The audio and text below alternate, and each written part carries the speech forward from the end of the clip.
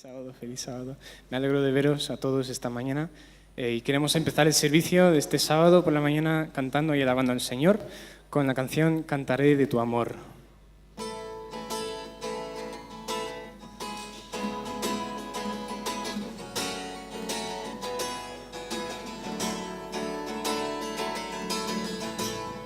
La naturaleza toda habla del amor de Dios. Las estrellas y la luna, la dulzura del amanecer, la sonrisa de un niño, la ternura de una madre. Cada esquina de este mundo habla de su amor. Mientras vivo yo cantaré de tu amor. Mi vida entera quiero ofrecerla a ti, mi Creador. Y yo gracias te daré por lo que haces tú por mí. Mientras vivo yo cantaré de tu amor. De los montes a los valles, de los ríos hasta el mar. Una mano que ayuda, una mano que su paz quisiera dar, una simple acción de amor, cada paso hacia el reino. Todas estas cosas bellas hablan de su amor. Mientras vivo yo cantaré de tu amor. Mi vida entera quiero ofrecerla a ti, mi Creador. Yo gracias te daré por lo que haces tú por mí.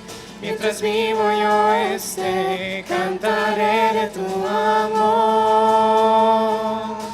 Mientras vivo yo sí cantaré, cantaré de tu amor, yo cantaré por lo que haces tú por mí. Yo cantaré, cantaré de tu amor, yo cantaré. Mientras vivo yo cantaré de tu amor. Mi vida entera quiero ofrecerla a ti, mi Creador. Mil gracias te daré por lo que haces tú por mí. Mientras vivo yo cantaré de tu amor.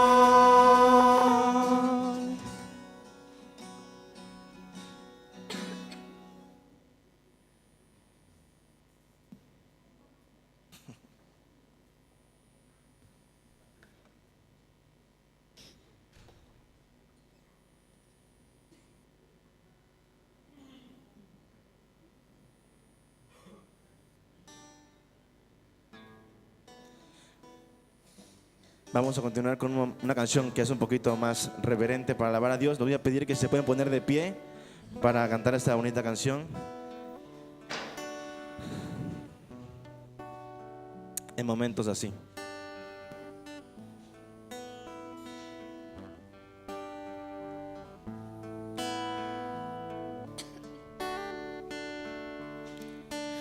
En momentos así levanto mi voz, levanto mis manos a Cristo. En momentos así levanto mi voz, levanto mis manos a Él. Cuánto te amo, Dios, cuánto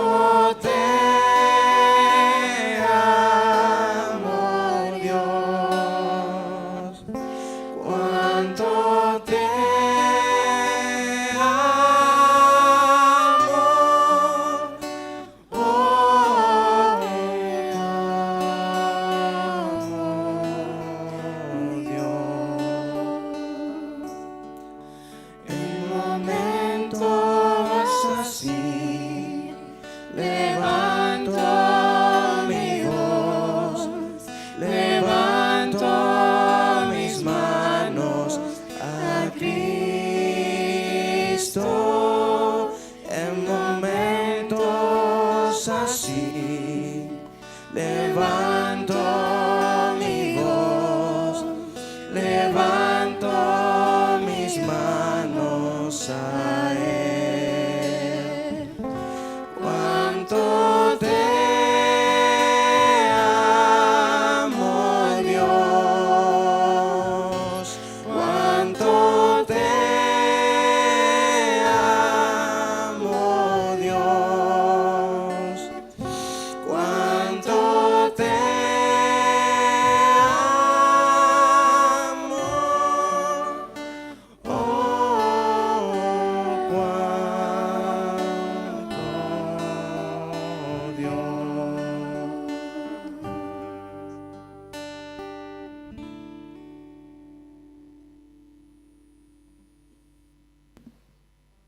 Vamos a orar. Bendito Padre que estás en el cielo, te damos gracias, Señor, por estos momentos de alabanza. Te damos gracias, Señor, por la oportunidad de escuchar tu palabra. Te damos gracias, Señor, por poder hacerlo juntos y en libertad. Te damos gracias, Señor, por la gran fortuna que tenemos en Cristo Jesús. Te pedimos, Señor, que tú dirijas tu espíritu y unjas a Carlos en esta mañana, en la predicación que va a tener, y que sea de provecho para nuestro conocimiento y nuestra forma de predicar a otros. En el nombre de Jesús, amén. Feliz sábado.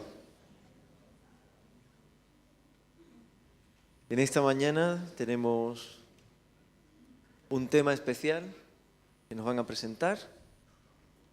Esperamos que vayan entrando las personas que van todavía llegando. Y yo creo que no me equivocaré si digo que el tema de esta mañana me importa un cuerno.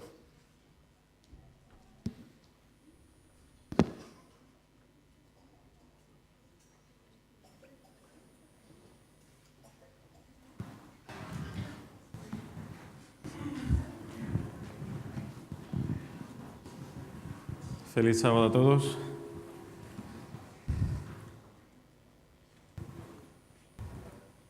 Ya sé que estamos en Europa, pero feliz sábado a todos. Hay gente, por un momento he pensado que me habían trasladado de realidad. Bueno. Segundo tema. Profecía. Os confieso que con este tema estoy un poco preocupado, porque es uno de nuestros temas y no es fácil de resumir. Así que estaba pensando en invitar a Daniel Bosquet para que hiciera Daniel 7 en 2 minutos, pero no he llegado a proponérselo. Así que lo intentaré yo. No serán 2 minutos, serán bastantes más, pero voy a ver si podemos llegar a todos los objetivos. ¿Todos habéis recogido vuestra cosa al entrar? ¿Sí? Una cinta. Hay doradas, plateadas, unas más adornadas y hay alguna otra más sencilla. ¿Tenéis? ¿Sí? ¿Tenéis también el imperdible? Os recomiendo que no os lo pongáis en el bolsillo porque este imperdible tan pequeño se transforma en algo perdible en segundos. ¿Vale? Bueno, retened un poco esto en vuestra mente. ¿Qué tendrá que ver con el tema? ¿Qué os sugiere? ¿Y qué podríais hacer con un imperdible que tenga que ver con esto? Mientras vuestra mente se pone a trabajar en un segundo plano, lo vamos a dejar ahí, nosotros vamos a avanzar, ¿de acuerdo? Vamos a tener esto presente, cerca.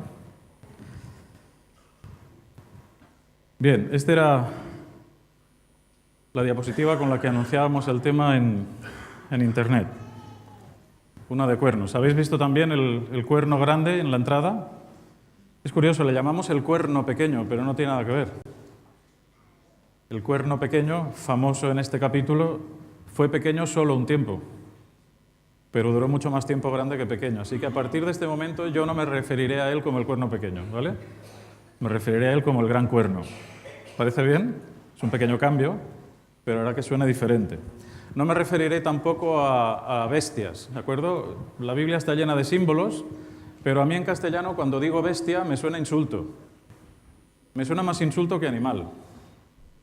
Así que no voy a hablar tampoco de bestias, voy a hablar de animales, que es lo que sale en la visión. Son animales peculiares, cierto. Nunca he visto un león con alas, quizá por eso le llamen bestia, porque sale un poco de lo normal. Pero para emplear un lenguaje un poco más cercano y menos agresivo, porque a veces cuando decimos bestia, algunos, sobre todo los protestantes, se nos llenan la boca cuando llegamos a la cuarta. No, todos son igual de animales o todos son igual de bestias, son solo símbolos, ¿de acuerdo? De paso diremos, como advertencia y como principio, que una de las cosas de las que advierte Daniel 7, que para mí son muy importantes, es que nunca la política y la religión deben asociarse, nunca, con mayúsculas. Muchas veces, como adventista, me he preguntado, no sé si vosotros lo habéis hecho, supongo que sí, porque tenéis tanta imaginación como yo, ¿qué pasaría, por ejemplo, si España fuera gobernada por adventistas? No voy a buscar otros países, España. ¿Daríamos igualdad de derechos a todo el mundo? ¿O recibiríamos constantes demandas de todos los colectivos delicados que requieren la misma atención? ¿No recibiríamos acaso las denuncias internacionales de otros países que dirían cómo puede ser que un país en el siglo XXI esté todavía coartando las libertades de algunos ciudadanos que piensan distintos a vosotros? ¿Pensáis que la Iglesia adventista no establecería algún tipo de persecución contra ciertos colectivos? Permitidme que yo sea atrevido planteando esto. Tengo mis dudas de que actuáramos bien. No es fácil actuar bien en este mundo, mucho menos gobernar. Así que yo creo, y valdría igual para la Iglesia católica, para la Iglesia adventista, para la Iglesia de la que queráis, vale igual para todo el mundo, nunca la política tiene que estar asociada con la religión. Porque lo que hoy criticamos algunos, posiblemente nosotros lo hubiéramos hecho igual. Ojo al dato. Porque la historia nos demuestra, y aquí tenemos historiadores, que cuando los perseguidos adquirieron poder, se transformaron en perseguidores. Así que la Iglesia protestante, durante un tiempo perseguida, luego cuando adquirió poder y tomó las riendas, hizo también barbaridades extraordinarias. Así que este es un tema en el que, a pesar de que la historia va a señalar a ciertos colectivos religiosos, tampoco hay que hacer sangre, ¿eh? Lo que sí tiene que ver el tema es con el futuro. Hoy no vamos a ver más que Daniel 7. Ya sabéis que algunas líneas de interpretación existieron, vieron la luz para desviar la atención de lo que dice Apocalipsis sobre algún colectivo que hizo ciertas cosas y la Biblia dice que va a volver a repetir. Entonces, como no interesa, bien, esto lo dejo ahí, vamos avanzando, porque el tema es bastante complejo. Siempre vemos en la Biblia, en Daniel por lo menos yo he querido enfocarlo así, algo más que profecía. La visión del capítulo 7, como tenéis aquí, aporta confianza en la victoria final del bien sobre el mal. Esperanza en las promesas de Dios. Seguridad en la justicia divina. Valor para afrontar las dificultades. Y fe en el establecimiento del reino de Dios. Lo podemos formular de diferentes maneras, podemos añadir más cosas. Yo en algunos conceptos he añadido otras, pero posiblemente estas cosas se pierden de vista cuando estudiamos profecía. Solo vemos historia, solo vemos sangre y solo nos interesa el futuro. Y os digo una cosa, a mí el futuro me importa un cuerno, usando un poco el chiste de Antonio. No me importa el futuro. ¿Por qué a los cristianos nos tiene que preocupar el futuro? Cuando a mí lo único que me interesa del futuro es lo que Dios ha dicho y es que volveré a buscaros. Lo demás me importa un cuerno. ¿Cuándo va a venir? ¿Cómo va a venir? Sí, es importante, ¿verdad? Nos distingue. Nosotros pensábamos que Cristo vendrá en las nubes. Está muy bien. Pero sin querer, los creyentes, sobre todo adventistas, estamos buscando ese espectáculo final, ese morbo de cómo va a ser. Y yo he conocido adventistas traumatizados por la cuestión de las persecuciones. Traumatizados. No querían saber nada de profecía. Porque cada vez que estudiaban profecía, en lugar de ver estas cosas, solo veíamos sangre. Sangre y persecución. No soy de ese estilo de predicador. No me gusta estudiar la profecía así. Está escrito, está bien saberlo. Pero hay que enfatizar lo que de verdad es importante en la profecía. Se nos olvida. Y tú y yo queremos saber cómo vamos a morir, y queremos saber cuántos años vamos a vivir, y queremos saber con quién nos vamos a casar, y queremos saber qué trabajo vamos a tener y cuánto vamos a ganar. Eso nos tiene que importar un cuerno. No está escrito en ninguna parte que eso nos tenga que interesar. Curiosidad, pero no sirve para nada. Dios solo nos ha tenido al corriente del futuro en lo que toca a su objetivo respecto a la humanidad, la salvación. Y todo lo que la Biblia explica tiene que ver con la salvación, no con nada más. Así que es muy interesante destacar esto. Esta visión es un poco extraña, vamos a ella. Daniel capítulo 7, tenemos que adentrarnos en el texto. Hay mucho para ver, así que yo voy a tratar de condensar. Daniel 7. En el primer año de Belsasar, rey de Babilonia, tuvo Daniel un sueño. No lo tiene ahora Nabucodonosor, es directamente Daniel quien lo tiene, y visiones de su cabeza, mientras estaba en su lecho. Luego escribió el sueño y relató lo principal del asunto. Daniel dijo: miraba yo en mi visión de la noche y vi que los 4 vientos del cielo, vientos, la Biblia explica qué son estas cosas. Los vientos son sinónimo de conflictos y de guerras. En este caso habla de los 4 vientos. Cuando se habla de 4 vientos, se está haciendo también referencia a todos los ángulos de la Tierra, los 4 puntos cardinales. Tiene varias posibilidades. Los 4 vientos del cielo combatían en el gran mar. Los vientos, conflicto universal, ¿veis? La idea se enfatiza. Combatían en el gran mar, el mar, Apocalipsis 17:15. La misma Biblia explica muchas cosas que no hay que inventar. Significa pueblos, muchedumbres, naciones y lenguas. Así que tenemos una visión en la que Daniel está contemplando los conflictos humanos. Los conflictos humanos. Y 4 bestias grandes, diferentes la una de la otra, subían del mar. La primera era como un león y tenía alas de águila. Yo estaba mirando hasta que sus alas le fueron arrancadas. Fue levantado del suelo y se puso enhiesta sobre los pies a manera de hombre, y se le dio corazón de hombre. Hay un paralelismo, luego hay una diapositiva donde lo vemos, que se establece entre el león de Daniel 7 y la cabeza de oro de la estatua de Daniel, el sueño de Nabucodonosor, en Daniel 2.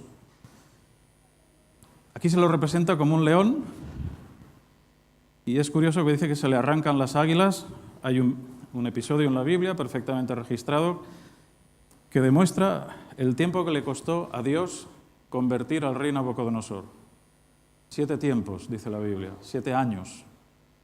Perdió la cordura, no dejó de ser rey, porque luego cuando recuperó la cordura volvió. Esas cosas no pasa como ahora, ¿verdad? Que no nos gusta un gobernante y buscamos a otro, sobre todo si hay un médico que puede decir que está loco. Uy, ojalá hicieran eso con algunos que yo sé, pero no lo van a hacer.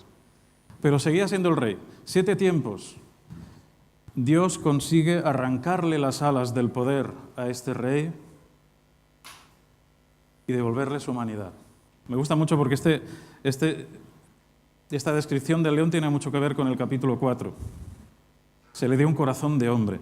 Vi luego una segunda bestia semejante a un oso, la cual se alzaba de un costado más que del otro. En su boca, entre los dientes, tenía 3 costillas, y se le dijo: levántate y devora mucha carne. Medopersia. Algunas escuelas de interpretación dividen los medos y los persas, pero eso no lo sostiene la historia. Porque finalmente los que vencieron a Babilonia no fueron ni los medos ni los persas, fueron los medopersas, porque se unieron. Sin esa unión hubiera sido imposible destruir a un imperio tan poderoso. Así que no estamos hablando de 2 imperios, estamos hablando de uno. ¿Quiénes eran los más fuertes, historiadores, los medos o los persas? Fácil, ¿verdad? Esto lo hemos estudiado todos, los persas. El oso es más grande, más fuerte de un lado que de otro, pero sigue siendo una sola bestia. En su boca, entre los dientes, 3 costillas. Bien, esta es la división. Luego lo vemos que hicieron del territorio conquistado. Después de esto miré y vi otra semejante a un leopardo con 4 alas de ave en sus espaldas. Esta bestia tenía 4 cabezas y le fue dado dominio. Grecia, representando la división que hubo tras la muerte de Alejandro con sus 4 generales. Hubo algún general más, ¿no es cierto? Sí, la historia dice que hubo algún general más en pugna, pero duró 2 telediarios. Realmente no llegó a sentarse mucho tiempo y se lo ventilaron rápido los 4 que quedaron, que finalmente son los que conocemos en la historia. Pues lo digo porque a veces hay puristas que dicen: no eran 4, habían más, por supuesto, pero no duraron nada. Finalmente en la historia lo que cuenta es el tiempo que un rey ha estado gobernando y el poder que ha tenido para quitar de en medio a los demás. Después de esto miraba yo en las visiones de la noche y vi la 4ª bestia. Aquí llegamos. Espantosa, terrible y en gran manera fuerte, la cual tenía unos grandes dientes de hierro, devoraba y desmenuzaba, pisoteaba las obras con sus pies y era muy diferente de todas las bestias que había visto antes de ella, y tenía 10 cuernos. Mientras contemplaba los cuernos. Otro cuerno pequeño salió entre ellos, y delante de él fueron arrancados 3 cuernos de los primeros. Esta es una evidencia histórica. Este cuerno surge mientras esos 10 cuernos están en el poder. No es una cuestión de sucesión de reyes, como algunas escuelas de interpretación están diciendo, para apartar la vista de lo que pasó tras la caída del Imperio Romano. Este poder surge mientras los otros 10 están vigentes y arranca 3 de ellos para hacerse lugar. Este cuerno tenía ojos como de hombre y una boca que hablaba con gran insolencia. Es un cuerno distinto. Es un cuerno que habla y tiene ojos. Ningún otro de los cuernos tiene. ¿Por qué? Luego lo veremos. Versículo 11. Vamos a hacer este salto aposta, ¿de acuerdo? Yo entonces miraba a causa del sonido de las grandes insolencias que hablaba el cuerno. Y mientras miraba, mataron a la bestia y su cuerpo fue destrozado y entregado para quemarlo en el fuego. Salto un poco más allá. Versículo 19. Entonces tuve deseo de saber la verdad acerca de la cuarta bestia, que era tan diferente de todas las otras, espantosa en gran manera, que tenía dientes de hierro y uñas de bronce, que devoraba y desmenuzaba y pisoteaba las obras con sus pies. Asimismo acerca de los 10 cuernos que tenía en su cabeza, y del otro que le había salido, ante el cual habían caído 3. Insiste en la misma idea. Este mismo cuerno tenía ojos y una boca que hablaba con gran insolencia. Se repite la misma idea. Y parecía más grande que sus compañeros. Y veía yo que este cuerno hacía guerra ¿contra quién? Contra los santos. Es peculiar este cuerno, es distinto. Sus guerras no son civiles, son religiosas. Y este es un aspecto muy importante. Y los vencía. Versículo 23. La cuarta bestia será un cuarto reino en la tierra. No hay que inventarse nada, las claves proféticas están ahí. El cual será diferente de todos los otros reinos. Y toda la tierra devorará, trillará y despedazará. Los 10 cuernos significan que de aquel reino se levantarán 10 reyes, y tras ellos se levantará otro, el cual será diferente de los primeros, y derribará a 3 reyes. Hablará, y aquí está el tema de la boca, ¿en qué consiste la insolencia? Hablará palabras contra Dios, contra el Altísimo, y a los santos del Altísimo quebrantará, y pensará en cambiar los tiempos y la ley, y serán entregados en sus manos hasta tiempos y medio tiempo. Bien, hemos visto un poquito el recorrido histórico. Babilonia, Medo-Persia, con esa división de las 3 provincias, las 3 costillas, Lidia, Babilonia, Egipto, los 4 generales, Lisímaco, Casandro, Seleuco y Ptolomeo, que a la muerte de Alejandro se asientan en el territorio. Pero como decimos, las claves interpretativas están ahí, no tenemos que inventarnos nada, hacemos un repaso. El cuarto animal es un cuarto reino diferente. Los 10 cuernos son 10 reyes que provienen de este cuarto reino. El cuerno mayor es otro reino que destronará a 3 de los anteriores para establecerse. Esto echa por tierra una teoría que dice que es un rey de la dinastía seleucida, Antíoco Epífanes, el que representa este cuerno. No. Históricamente es imposible establecer esto. Es diferente porque incluye una dimensión religiosa. Blasfema contra Dios, persigue a los santos del Altísimo, lo hemos leído. Este poder perdura hasta el fin de los tiempos, que es algo que luego completaremos en el puzzle. No es un poder temporal, no puede ser Antíoco Epífanes, hace mucho que murió. Porque este poder es destruido por el reino de Dios y llega hasta el final. Y es ahí donde algunas escuelas de interpretación quieren salvarse. Porque el problema no es, y esto es historia, el problema no es que la Iglesia Católica, que es a quien representa el cuerno pequeño, que luego fue grande, tenga problemas en reconocer qué pasó. Luego veremos rápidamente algunas imágenes de declaraciones de la Iglesia Católica, incluso en la página del Vaticano, donde Juan Pablo II pidió perdón por los errores de la Iglesia. Una Iglesia que en su día se declaró infalible, otro gran error. Porque si eres infalible, ¿por qué pides perdón? Si representas al poder de Dios en la tierra, ¿cómo te puedes equivocar? Sin embargo, Juan Pablo II tuvo la humildad, por lo menos, de reconocerlo. Por supuesto, generó un gran escándalo en la Iglesia Católica. Papas así no sé si interesan mucho, pero los tienen. Y pidió perdón. Porque ellos no tienen problema en reconocer que ese cuerno pequeño les señala. El problema viene en el futuro. Y es ahí donde las escuelas de interpretación procuran barrer hacia otro lado. Este poder, como decimos, perdura hasta el fin de los tiempos. Su poder perdura con fuerza durante 3 tiempos y medio. Veremos un poco el tema de los 3 tiempos y medio. Recordamos simplemente la comparación. Esta imagen había que ponerla.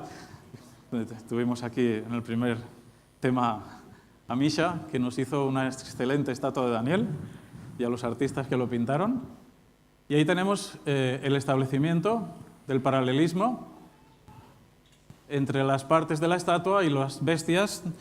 Quiero decir, cada cosa que se añade en la profecía a partir de Daniel 2 va ampliando aspectos y detalles desde la estatua de Daniel. Apocalipsis será una gran ampliación de los pies de la estatua. Pero cada vez, Daniel 8, Daniel 9, cada cosa que se añade va ampliando detalles, de ciertos periodos sobre todo, ¿de acuerdo? Así que esto es una perspectiva que no podemos perder. Os dije, esto solo es un recordatorio, hay 3 escuelas de interpretación, la preterista, la futurista y la historicista. Nosotros nos ubicamos en esta. La profecía se cumple a lo largo de la historia, desde el pasado a través del presente y hacia el futuro. Es una perspectiva histórica continua. Pero las otras 2 tienen diseño. Tienen diseño para o desviar la atención de los reinos y decir que Media era un reino y Persia era otro, o simplemente no reconocer que fue la Iglesia Católica el cuarto reino. Por supuesto me preguntaréis, ¿y quiénes desarrollaron ese tipo de interpretaciones? Os diré, pues, los mismos teólogos católicos, no hace falta ser muy inteligente. Sin embargo, por eso choca que el Papa, Juan Pablo II sobre todo, haya tenido el atrevimiento de pedir perdón, porque esto era un poco algo que mientras te cubres por un lado, te descubres por el otro. Pero es interesante, es interesante. Los 3 tiempos y medio. Esta fórmula se registra 7 veces de varias formas. Daniel 7:25 y Daniel 12:7. No vamos a ver todos los textos, pero los tengo ahí por si alguien en Internet nos está mirando y lo quiere retener o por si alguno quiere comprobarlo aquí. Apocalipsis 11:2, 12:6, 2 y 3, 12:6 y 13:5. Se nos habla de 1260 días o 42 meses. Es el mismo tiempo, es la misma descripción, la misma acción de un poder religioso que persigue a unas personas con una serie de creencias que no son coincidentes con las suyas. No puede ser un tiempo literal, no hay ningún poder político religioso que cumpla con esa exactitud el tiempo indicado. Y algunos han dicho que es la persecución macabea, algunos... La Biblia o es exacta o orientativa no es, sobre todo cuando habla de profecía y habla de números. Y son 3 tiempos y medio. Sabéis que en hebreo la manera de decir 2 es decir, lo usaré con Antonio, que es en singular, porque Carlos no me saldría. Había Antonio, no, voy a decir otra. Había Pepe, Antonios y Carlos. No, Carlos tampoco, que tiene ese. Y Enrique, ¿vale? ¿Qué he dicho el primero, Pepe? Pepe, Antonios y Enrique. Eso quiere decir que había 2 Antonios. Cuando tú lees en el tiempo, en la Biblia, tiempos y medio tiempo son, ¿vale? 2 tiempos. Pero en lugar de decir 2, dices en plural. Es una forma de escribir distinta a la nuestra, pero hay que saberlo. Son 3 tiempos y medio. De ahí esta fórmula, que queda muy chula ahí, pero si no sabes de qué va, es un poco lioso. No hay ningún poder que cumpla ese tiempo. 3 tiempos y medio, ¿qué serán? La escuela historicista interpreta este tiempo aplicando el principio día por año. La expresión días significará años. Textos en los que nos apoyamos. Hay un montón. Aquí tengo algunos, donde se usa la expresión días en lugar de años. ¿De acuerdo? Incluso en el libro de Daniel, los días del cumplimiento, cuando están estudiando, preparándose para servir en la corte, y cumplidos los días, que sabemos que fueron 3 años, etc. Hay varios ejemplos donde se habla de tiempos largos. El anciano de días, ¿qué es el anciano de días? ¿Que Dios acaba de nacer? No, indica años, posiblemente muchísimos años, ¿eh? Anciano de días. Bueno, hay muchos ejemplos.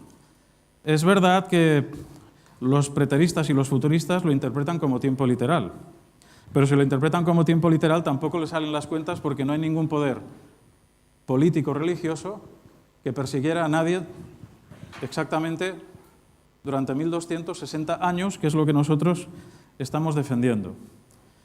Lo sé, voy muy deprisa. Este era un tema para Daniel Bosquet, así que se lo voy a pasar un día a ver si me lo pulo un poco. Es muy difícil. Yo sé que hay cosas que doy por sentadas, pido disculpas, pero esto requiere un estudio bíblico largo. ¿Verdad, José? Daniel 7, ¿sabes? Como para darlo en un culto. Y dirá, José, ¿cómo te embarcas en estas cosas, hijo mío? Tengo que darte un par de lecciones. Es verdad, es un lío, pero vale la pena recordar ciertas cosas. 360 días. Los años judíos no son como los nuestros. 365 no salen los números. Tienes que contar los números como los contaban ellos. Años de 360 días. por 3 tiempos y medio son 1260. Esa cifra también está en Apocalipsis. 1260 dividido entre 30 días, que son los que tiene un mes, dan 42 meses. Casi exactamente lo que vamos a encontrar en Apocalipsis, unos temas más adelante, que no será el de hoy, y lo que estamos describiendo aquí. Un poder político-religioso que persigue a un grupo de personas que piensan distinta durante 1260 años. No días, años. Más evidencias en la Biblia. Voy deprisa, en la narración histórica. Tenéis ahí varios textos que podéis ver. Mientras dura la diapositiva, podéis apuntarlos, o si alguien se ve agobiado ahora, yo le paso el PowerPoint encantado, ¿vale? Porque esto no es sabiduría de Carlos. Esto simplemente es un resumen de datos que todos conocemos o que a veces nos conviene repasar. Que, por cierto, descubro muchos creyentes en nuestro medio que cuando hablas de este tema se hacen un lío con los cuernos y los números, pero es normal. Nosotros nos pasamos la vida explicándolo, ¿verdad? Y alguna vez todavía decimos, ¡ay, ya me he liado! Bueno, textos más claros del principio día por año. Ahí tenéis algunos que son claves, donde literalmente se dice contarás día por año. No es algo extraño a la cultura hebrea, no es algo nuevo en Daniel, es algo a lo que esas personas con esa cultura están acostumbrados a manejar en sus escritos o en su forma de expresarse. Si queréis saber más, os recomiendo este enlace. William Shea es un especialista que tiene la Iglesia Adventista, enseña en Andrews desde hace muchos años, tiene artículos extraordinarios y libros escritos sobre Daniel y Apocalipsis, este sobre el principio de día por año, os lo recomiendo. No tenéis tiempo de verlo ahora, lo sé, os lo pasaré, ¿vale? Pero es interesante por lo menos daros una buena referencia. Mirad, yo os decía antes, no hay problema, la Iglesia Católica no ha tenido problema, no ha tenido problema. La Iglesia pide perdón por sus pecados, la Iglesia infalible pide perdón por los pecados, es una contradicción. Pero tenemos mucho escrito, mucha literatura católica donde se dice que el Papa es Dios. Su forma de hablar es en plural, el plural majestático, ¿de acuerdo? No está el artículo entero, el artículo es bastante largo, pero con claridad Juan Pablo II pidió perdón por la Inquisición. La Inquisición y todo lo que conlleva el periodo de persecución encaja, lo veremos ahora, exactamente con los 3 tiempos y medios que dice la Biblia. Es imposible escapar a ese dato histórico. Y como Juan Pablo II era un tipo muy inteligente, dijo, esto hay que reconocerlo. Esto hay que reconocerlo. Así que no lo digo yo, es la historia. Y digo, sin hacer sangre, ¿de acuerdo? Porque el planteamiento que hemos hecho al principio lo traigo a vuestra memoria ahora. ¿Qué pasaría si cualquier denominación hubiera ocupado el poder? Y la Biblia dice, mira, es igual católico que esto y lo otro. No mezcléis intereses políticos con religiosos. Podemos acabar haciendo lo mismo. Y que yo no hago sangre de la Iglesia Católica. Me da pena. Pero me da pena y yo sentiría miedo de mi propia Iglesia si mi propia Iglesia estuviera en el poder. Cuidado con esto. Cuidado con esto. Así que esta reflexión es autocrítica. Juan Pablo II rehabilita hoy a Galileo. ¡Oh, la Tierra era redonda! ¡Qué barbaridad! Hombre, tú te vas a la hoguera. Tú estás como una... Tierras planas, todo el mundo lo sabe. Este tipo de errores se han ido reconociendo. Bueno, esto es un error científico, ¿no es cierto? Pero que muestra la misma mentalidad cerrada, absoluta. Yo tengo la verdad, tú no sabes nada. Y en cierto modo, el conocimiento sí que lo tenían, porque las Biblias estuvieron prohibidas durante muchos años. La circulación de la palabra de Dios, que era el instrumento que Dios había elegido para dar la luz al mundo, fue prohibido durante muchos años y perseguido a quien lo tuviera. O a quien enseñara otra cosa. Por supuesto, si escondes la Biblia y no dejas de estudiarla, la interpretación la tienes muy fácil. Interpretas como te conviene. Carta de Juan Pablo II sobre la Inquisición, muy interesante leer esa carta. Esta es una página web católica. Pero tenemos la página web del Vaticano. He querido conservar aquí el enlace para que lo vierais. Memoria y reconciliación, la Iglesia y las culpas del pasado.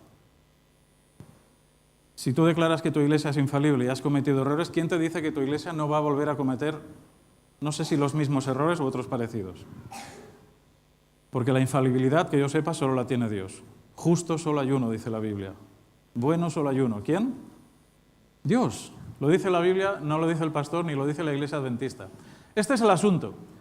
538. Constantino. Fusión, Iglesia cristiana con el mundo pagano. Eso genera problemas. En un momento entramos en esos detalles. Hubieron rivales religiosos. No podemos olvidar este hecho. Esos rivales religiosos hacen que para el establecimiento del poder católico en aquella época hubo que hacer guerras contra algunos que defendían, por ejemplo, que Cristo no era Dios, sino que era una creación de Dios. Eso se llama arrianismo. Arrianismo. Los ostrogodos eran arrianos y habían dos tribus más que ahora veremos, están señaladas en la lista de los 10 reyes desde la desde la caída del Imperio Romano. Estos fueron los últimos en ser derrotados, aquí hubo guerra. Cuando el poder civil y el religioso se autoalimentan, se retroalimentan, se apoyan para obtener un poder común. Pero hay unas facciones importantes que tienen que ver con religión. En el año 538 los ostrogodos son expulsados de Roma. El Papa Vigilio se convierte en jefe político de Roma. ¿Ves esta sección, esta flecha? 3 tiempos y medio, 42 meses, 1260 años, 1798. El general Berthier abolió el gobierno papal. El Papa Pío VI fue tomado preso y llevado a Valence, en Francia. Acontecimientos durante este periodo: supremacía papal en toda Europa, se prohíben las Biblias, predominan las tradiciones humanas, muchos cristianos torturados y martirizados. Y hay muchos cambios que se introducen en la fe apostólica. Muchos cambios. Así que históricamente es muy fácil señalar cuál fue el poder político-religioso que persiguió a todos los que no creían como ellos pensaban. Muy fácil. Es historia y no hace falta inventarse mucho. Bien, nosotros teníamos esta equivalencia, la hemos estudiado desde Daniel 2, la vemos corroborada en Daniel 7. Estas fueron más o menos también, hay discusión histórica, aquí los que saben más podrían decir. Pasa un poco como con los 4 generales, finalmente se cuentan aquellos que duraron con más estabilidad más tiempo. ¿Hubieron otras tribus bárbaras? Sí. ¿Permanecieron en el tiempo? ¿Tuvieron un dominio estable? No. ¿Cuáles contamos? Las 10 que más destacan. Ostrogodos, visigodos, francos, vándalos, suevos, alamanes, anglosajones, érulos, lombardos, bungurdios. Los 3 marcados en rojo son las 3 naciones arrianas, no exactamente católicas, no exactamente cristianas, porque decir que eres cristiano y decir que Cristo es creación de Dios según los apóstoles era anatema, ¿vale? Los apóstoles dicen el que no reconozca que Cristo es Dios se ha declarado anatema. Así que no podemos decir que fueran cristianos, ¿vale? Hay una lucha ahí, yo no voy a entrar en ese detalle, pero hay un momento en que se organiza un cisma también. Ellos combaten con el Papa de Roma por mantener su ideología, por mantener su poder, pero finalmente son derrotados. La Biblia dice que cambiaría los tiempos y la ley. Como decíamos, la adecuación y fusión del cristianismo con el paganismo fue originando cambios en la fe apostólica. Desde el año 310 en adelante, la Iglesia estuvo realizando cambios. Vamos a señalar algunos. Hay muchísimos. La lista es enorme, pero señalo algunos de los más importantes. Eliminación del segundo mandamiento que trata de la adoración de las imágenes. Ahí está puesta la fecha. ¿Por qué? Porque tú perteneces a una religión pagana, X, y estás acostumbrado a ir a templos o a tener incluso en tu casa estatuillas, pequeños altares donde tú vas a adorar a tu deidad. La eliminación del segundo mandamiento abre la puerta a lo que el mundo católico llama la veneración de las imágenes. Pero mirad, no nos engañemos. Esto es una conversación que he tenido con muchos católicos, muy simpática, ¿no? Porque dices, no, nosotros no adoramos, veneramos. Digo, pero ¿tú has mirado lo que significa venerar en el diccionario de la Real Academia Española? Venerar, ¿qué significa? Es sinónimo de adorar, no, por más vueltas que le des, ¿no?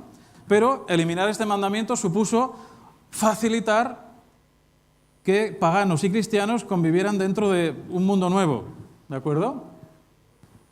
Instauración del domingo en lugar del sábado como día de reposo, desde el año 538 en adelante, porque esto fue un proceso largo, no fue tan rápido. Hubo todavía una sección ortodoxa que mantuvo el sábado durante un tiempo, igual que el bautismo por inmersión. Puedes ver si yo recuerdo una iglesia en Tarrasa del siglo VIII o X, no se lo recuerdo exactamente, donde hay un bautisterio, ¿de acuerdo? Declaración de la infalibilidad papal. Este sí que fue un gran error. Pero claro, en aquel tiempo era comprensible.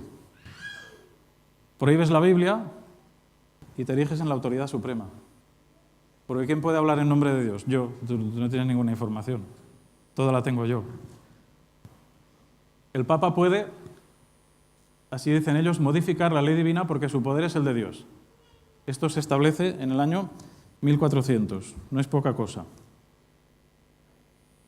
Seguimos, el tema del sábado fue un poco más largo, es un proceso. Constantino, 7 de marzo, año 321, primera ley dominical secular. Iglesia Católica, canon 28 del Tercer Concilio de Orleans, Francia, año 538, caída de los ostrogodos. Primera ley dominical religiosa. No fue tan inmediato. No fue tan inmediato. Mucho tiempo de persecución tiene que ver con esto, porque tú no puedes cambiar la tendencia, la creencia de las personas con una forma de vivir la religión de la noche a la mañana. Y esto fue un proceso largo. Pero la imposición general tardaría siglos en llegar. Año 1054 establece una división, un cisma que duró hasta 1967. El sábado y el domingo es uno de los temas en conflicto. Ortodoxos y católicos se excomulgan mutuamente. Finalmente, es muy interesante comprobar cómo el mundo católico pone el dedo en la llaga cuando habla con los protestantes. Por eso a veces la reconciliación protestante y católica es tan difícil. Pero hay declaraciones muy interesantes escritas de parte de los católicos, cardenales, cardenal Gibbons, por ejemplo, que dice, bíblicamente, tú puedes demostrar que el sábado es el día del Señor. ¿Sabéis dónde está esto? ¿Queréis una excelente defensa del sábado como día del Señor? Buenísima. Está en el Catecismo Católico. Cuando yo leo el Catecismo Católico y leo lo que dice aquí del sábado, digo, ¿esto lo ha escrito un adventista? ¿Esto lo ha escrito un adventista? Luego cambias página y dice que, bueno, no hay problema. Bíblicamente es así, pero como la Iglesia Católica tiene ese poder que Dios le ha conferido de cambiar lo que les parezca conveniente, santificarás las fiestas. Y eliminaron el cuarto mandamiento. Luego, como se quedaron con 9, el último lo dividieron en 2, porque ¿qué diferencia hay entre codiciar los bienes ajenos y no desear la mujer de tu prójimo? Pero si te quedas con 9, tienes que hacer una división de un mandamiento para seguir teniendo 10.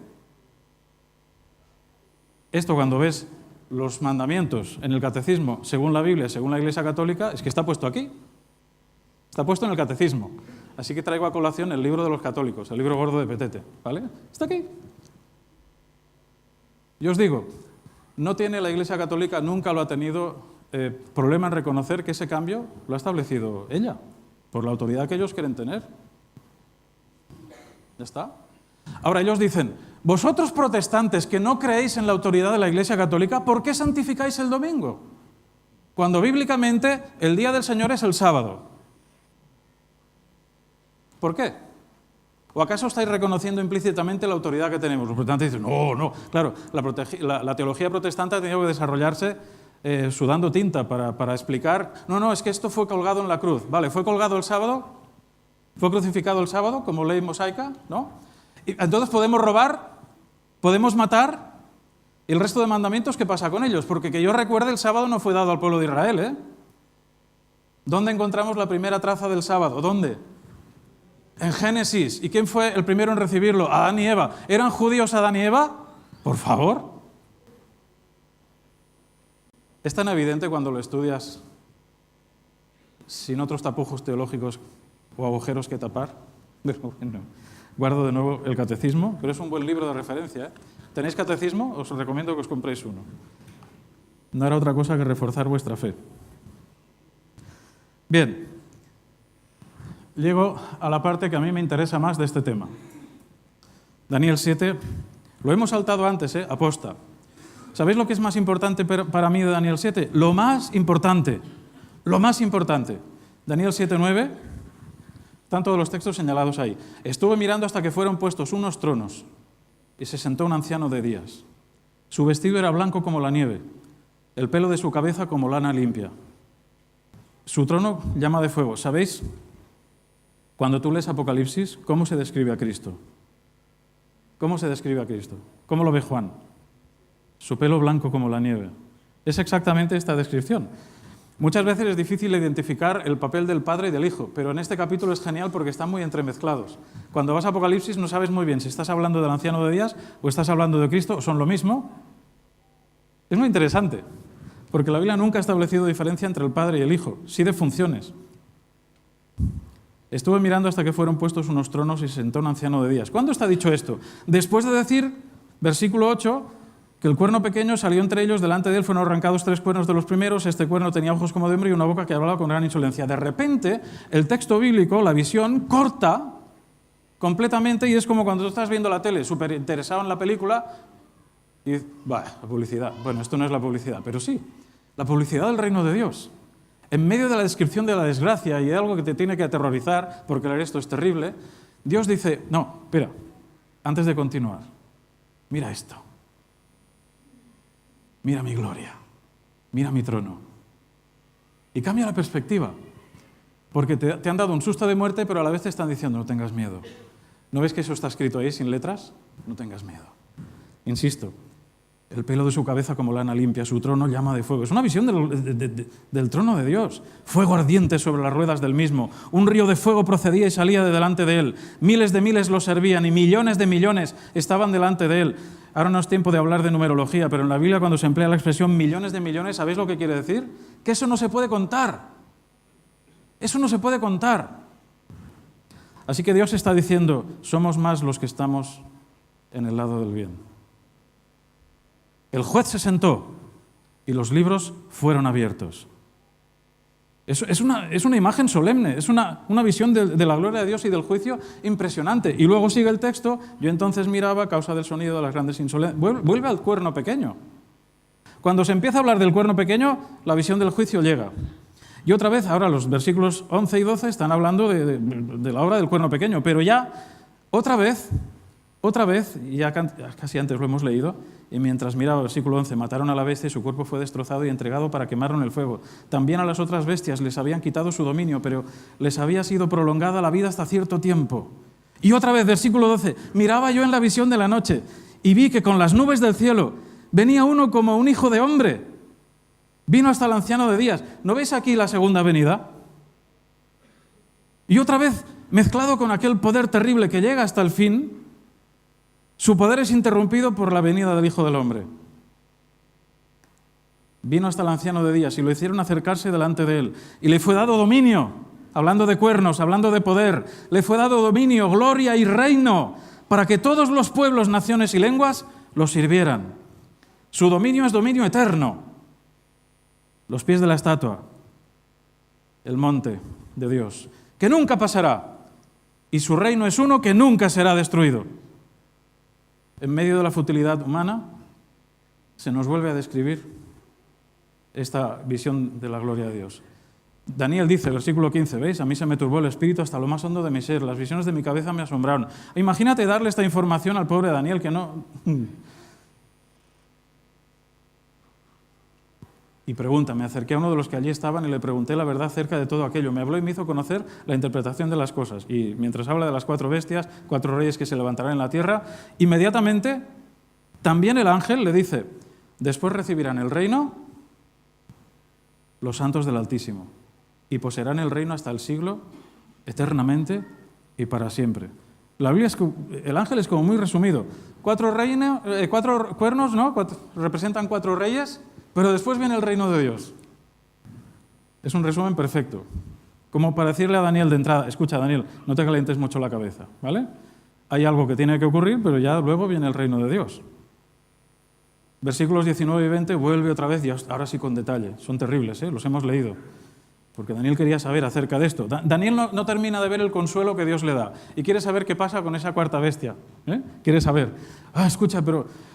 yo tengo deseo, tal, la boca que hablaba con gran insolencia, hacía guerra contra los santos, los vencía, versículo 22, que antes lo hemos saltado, hasta que vino. ¿Hasta cuánto tiempo estuvo el cuerno pequeño haciendo guerra contra los santos? ¿Solo hasta los 1260 años? No, hasta que vino el anciano de días y se hizo justicia a los santos del Altísimo. Y llegó el tiempo y los santos recibieron el reino. Versículos 23 al 25, viene otra sección hablando del cuerno pequeño, palabras contra el Altísimo, a los santos del Altísimo quebrantará, pensarán cambiar los tiempos de la ley, y dice el periodo de duración, 3 tiempos y medio. Pero luego viene la parte buena. Pero se sentará el juez, de repente, ¿vale? Cambia el discurso, pero se sentará el juez y le quitarán su dominio, para que sea destruido y arruinado hasta el fin, y que el reino, el dominio y la majestad de los cielos debajo de todo el cielo sean dados al pueblo de los santos del Altísimo, cuyo reino es reino eterno. Y todos los dominios los servirán y obedecerán. No podemos olvidar este mensaje de Daniel. Dios vence. Los santos juzgarán el mundo. Y ahora vamos al asunto este de la cinta. ¿Qué tendrá que ver? A mí esto me recuerda a una corona. La Biblia habla de coronas o habla de diademas, ¿no es cierto? Algunos han elegido la cintita, que es más sencilla. ¿Cuántos tenéis cintita dorada? Sencilla, ¿ves? Hay una cinta que es lisa, totalmente, y otra que es igual que esta, pero en dorado. Bueno, yo os propongo que cojamos el imperdible, algunos ya veo que lo habéis hecho, y hagamos una coronita.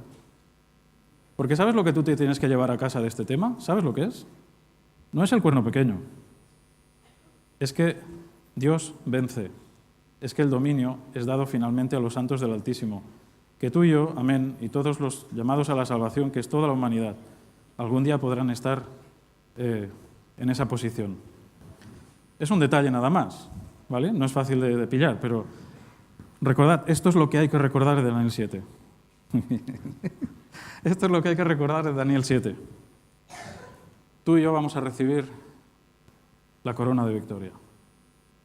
Para mí Daniel 7 no es cuerno pequeño, matanzas, porque la Biblia y el mensajero del Señor le insiste muchísimo a Daniel en medio de esa descripción. ¿Sabes? Pregunto, ¿por qué se dan más detalles del cuerno pequeño? ¿Sabes por qué se dan más? Porque Daniel pregunta. ¿Te has dado cuenta en el texto? Dice, es que yo quise saber más. Pero el resumen que le ha hecho el ángel le dice, mira, habrán cuatro reyes, y luego vendrá el reino de Dios. No te preocupes. No, pero a mí explícame esto del cuerno pequeño. Que además no iba con el tiempo de Daniel, si es que no iba para su tiempo siquiera. Si es que a él no le afectaba eso. Que de hecho Daniel solo quería saber cuándo su pueblo volvería a la tierra. En medio de todo esto, el único interés de Daniel era volver a su tierra, volver a Jerusalén. Así que todo esto se le hace muy grande. Este mensaje es para ti y para mí. Recuerda, el Señor quiere darte la victoria. No tengo que preocuparme mucho de persecuciones, no te preocupes. ¿Sabes lo que quiere el Señor? Que tú y yo vivamos con Dios, vivamos con Él todos los días una vida feliz. Y cuando venga Él, o lo que tenga que pasar antes, de verdad, a mí creo que no debería afectar mi fe. Es verdad que para los incrédulos puede venir bien. Entonces, el predicar profecía viene muy bien porque aquel que no cree, cuando ve cumplir cosas, dice, oye, teníais razón. ¿A que sí? Esa es la función. Pero para ti, para mí, que conocemos a Dios, ¿necesitas esto para tener más fe? ¿De verdad me lo dices? ¿De verdad necesitas ver cumplidas más cosas de las que ya se han cumplido para creer en lo que Dios ha dicho, para creer en sus promesas? ¿De verdad me lo estás diciendo? No me lo puedo creer. Si lo predico es para el incrédulo, para el que no cree. Porque yo con lo que tengo, tú y yo con lo que tenemos más que suficiente. Me gustaría en este momento que pudiéramos dedicar un momento a la oración. Creo que es bueno. Porque el Señor esta mañana nos está diciendo, tengo un futuro glorioso para ti. Y quiero que no te lo pierdas. Y que no pierdas el tiempo en la Biblia buscando los detalles. Porque, ¿sabes? Cuando yo veo tantos teólogos, tanta gente, no teólogos, son pseudoteólogos, ¿no? Buscando si el Papa se ha tomado una sopa caliente o fría, si tendrá que ver con el fin. Hay personas que están todo el tiempo interpretando si usa orinal o no por las noches. Estoy haciendo un chiste además con muy mala intención, porque no es una crítica a los católicos, es una crítica a los enfermos de sensacionalismo que solo están pendientes de cualquier respiración de alguien que no piense como él para ver, ya se acaba el mundo. Hace muchos años que se acaba el mundo, ¿sabes? ¿Sabes cuándo empezó el tiempo del fin? Cuando Cristo murió en la cruz. Vamos a orar, vamos a orar.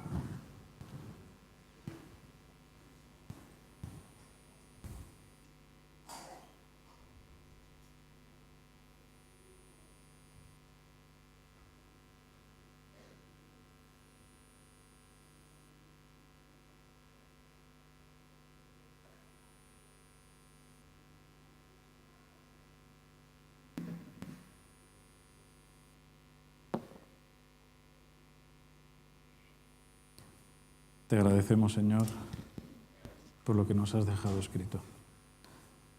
Te agradecemos por tu palabra. Te agradecemos por la seguridad en la victoria, por la confianza que nos da el leer las profecías y ver cómo con cuánta delicadeza y cuánto cariño tú has dejado escrito que la victoria será para tus hijos. Que Cristo murió en la cruz y que esa victoria ya es segura.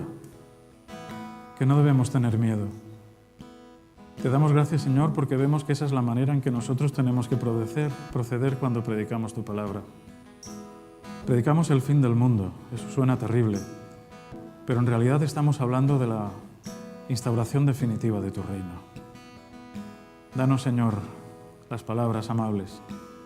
Ayúdanos a ser precavidos también para no caer en errores que otros han cometido y que tu palabra anuncia que volverán a cometerse.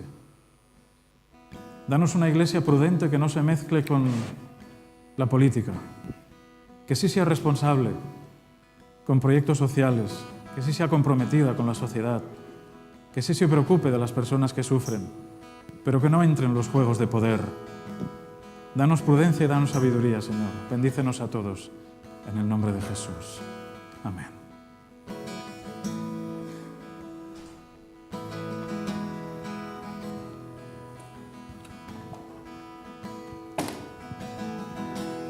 Gracias.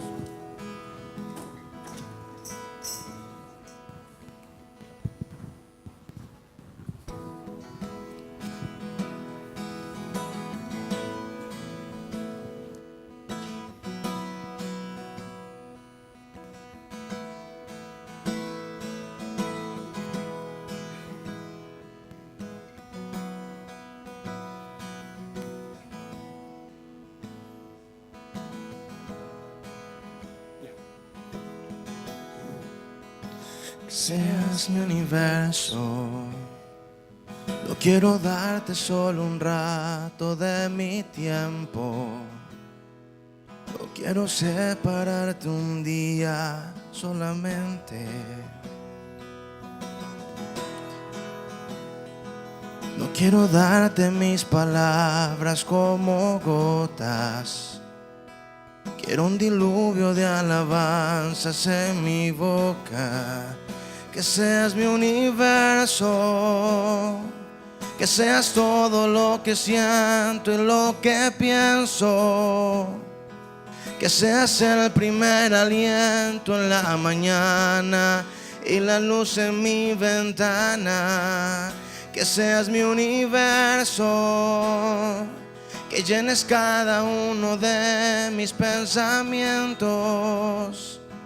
Que tu presencia y tu poder sea mi alimento. Oh Jesús, es mi deseo. Que seas mi universo. No quiero darte solo parte de mis años. Te quiero dueño de mi tiempo y de mi espacio. Que seas mi universo. No quiero hacer mi voluntad, quiero agradarte. Y cada sueño que hay en mí quiero entregarte. Que seas mi universo, que seas todo lo que siento y lo que pienso. Que seas el primer aliento en la mañana y la luz en mi ventana. Que seas mi universo, que llenes cada uno de mis pensamientos. Que tu presencia y tu poder sea mi alimento. Oh Jesús, es mi deseo. Que seas mi universo, que seas todo lo que siento y lo que pienso. Que seas el primer aliento en la mañana y la luz en mi ventana.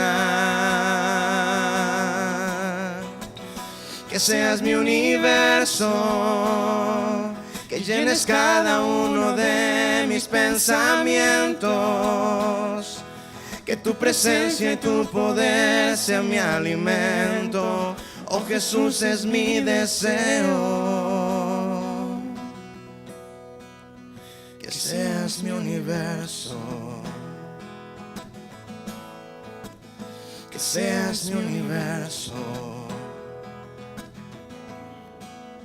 que seas mi universo. Amén.